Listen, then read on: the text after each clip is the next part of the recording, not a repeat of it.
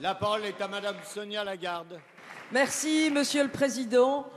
Avant toute chose, je voudrais, au nom de mon collègue Philippe Folliot et de l'ensemble des députés UDI, saluer la mémoire de l'institutrice assassinée la semaine dernière à Albi devant sa classe. Ma question s'adresse au ministre de l'Intérieur. À Nouméa, il y a quelques jours, nous avons encore, hélas, assisté au caillassage et à l'attaque de patrouilles de police dans les quartiers nord de la ville, avec cette fois un blessé chez les policiers municipaux. Et je ne parle pas des agressions de commerçants qui sont de plus en plus importantes. Maire de Nouméa, je suis, avec l'État, garante dans la ville de l'ordre républicain. Dès les premiers jours qui ont suivi mon élection, j'ai remis en place une vraie police de proximité, avec une présence effective des policiers municipaux sur le terrain.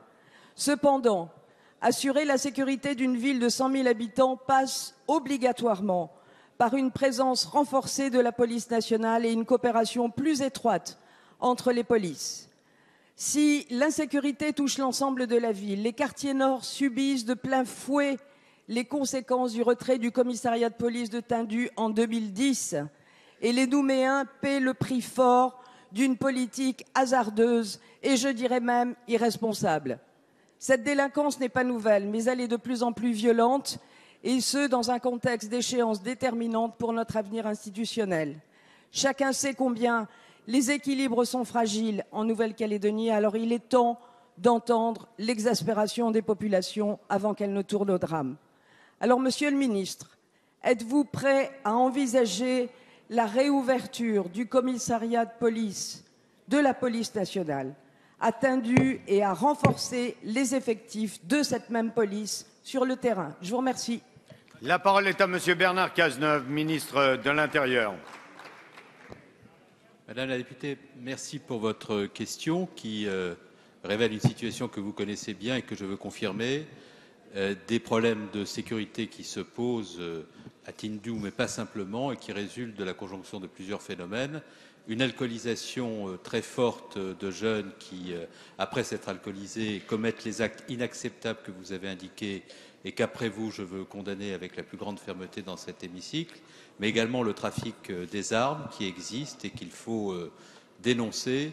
Je veux également parler du trafic des stupéfiants qui est présent et qui doit nous mobiliser. C'est la raison pour laquelle nous avons décidé de prendre un ensemble de dispositions au cours des derniers mois qui sont des dispositions destinées à rétablir la sécurité sur l'île dans le cadre d'une relation très étroite avec la police municipale, une relation étroite et de confiance.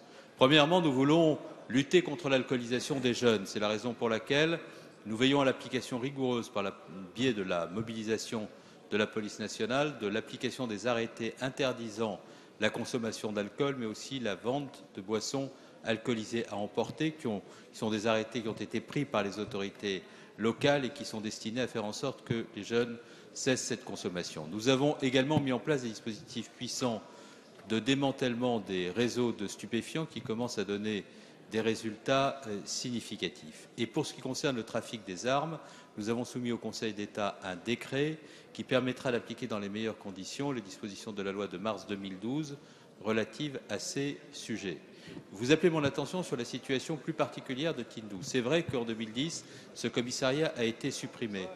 Et c'était sans doute une erreur que de l'avoir fait. Nous avons souhaité corriger cette erreur en augmentant le niveau des effectifs de police à Nouméa et en Nouvelle-Calédonie.